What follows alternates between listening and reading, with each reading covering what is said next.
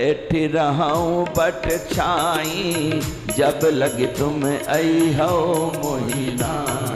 तब तक मैं बट वृक्ष के नीचे बैठा हूँ जब तक तुम आओगे नहीं। क्योंकि जब परीक्षा देने कोई जाता है तो उसके साथ वाला थोड़ी पेपर कापी में लिखता है, वो तो बाहर ही बैठता है। तो उन्होंने कहा कि मैं बट वृक्ष के नीचे बैठा हूँ और तुम जाओ, तब तक परीक्षा जब तक तुम्हारी न पूरी हो जाए तब तक मैं तुम्हारा इंतजार कर रहा हूँ। अच्छा, अब और जाते समय एक बात और कह दिया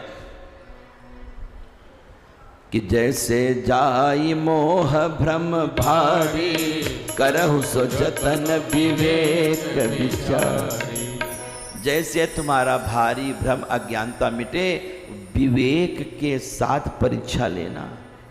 अब विवेक तो है नहीं,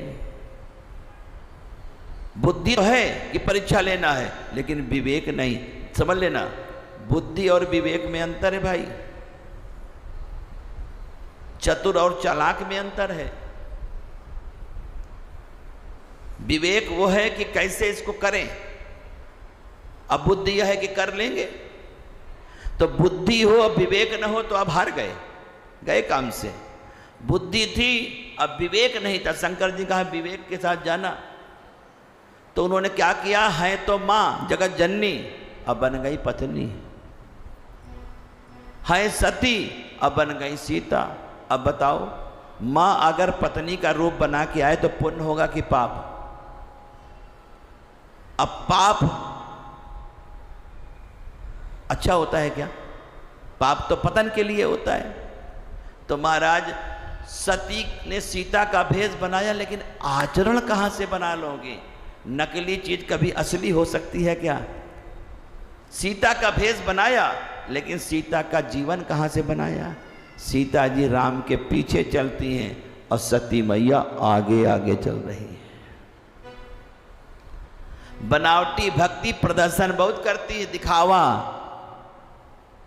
जब हमारे सुखदेव जी गए थे कथा सुनाने ना, तो 4-5 पागल बच्चे थे, और आज तो कथावाचक जब चलते हैं तो 1000 कार चलती हैं, कितने कितने तो सिक्योरिटी चलती है, फिर भी हमारी आंख में पट्टी बंधी हुई है।